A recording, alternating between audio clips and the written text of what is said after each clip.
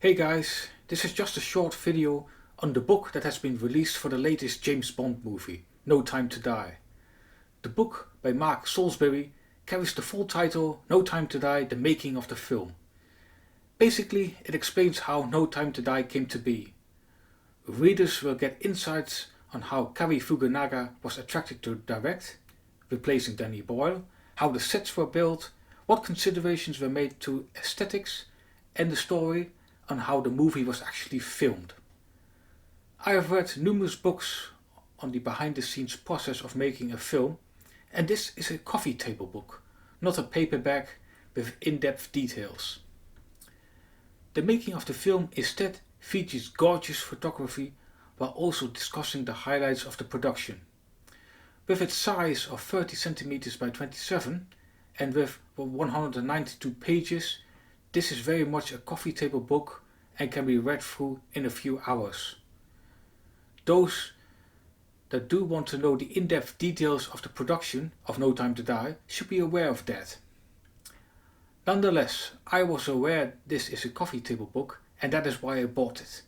The author Mark Salisbury was given extensive access to the production, and this book features information from interviews held with producers Barbara Broccoli, Michael Wilson, director Cary Fukunaga, actors Daniel Craig and Leia Seydoux, among others, but also cinematographer Linus Sandgren, production designer Mark Tilsley, set decorator Veronique Mallory, and costume designer Sutirat Larlarb.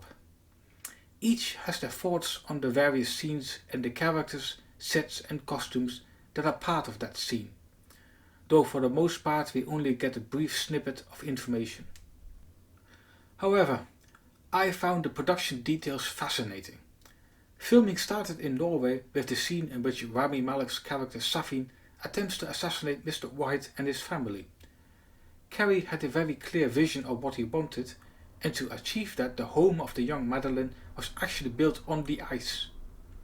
Considering it was March and the ice was already intermittently thawing, there were risks involved. Shots of the young Madeleine struggling underneath the ice were filmed in Pinewood and included sheets of ice flown in from Norway. They were then suspended above poles in the pool of ice-cold water.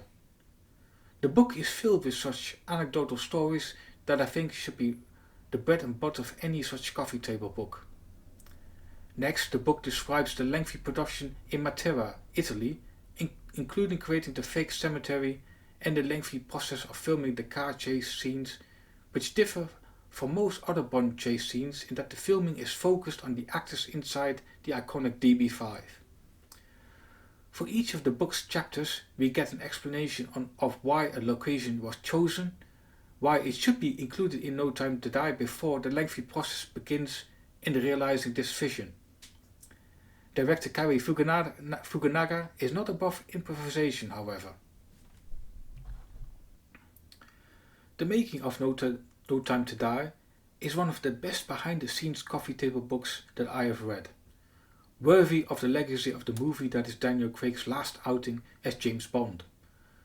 The book is on par with last year's Tenet, though perhaps not as good as The Art and Soul of Blade Runner 2049, which I consider to be the gold standard. Note that the print date is April 2020, which is caused by the pandemic delaying its release. I hope you enjoyed this brief review of The Making of No Time to Die. At around €40, I think it is worth buying even if you are a casual fan of No Time to Die.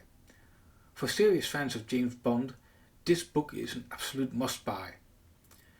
Please click on the like and subscribe button to help my channel.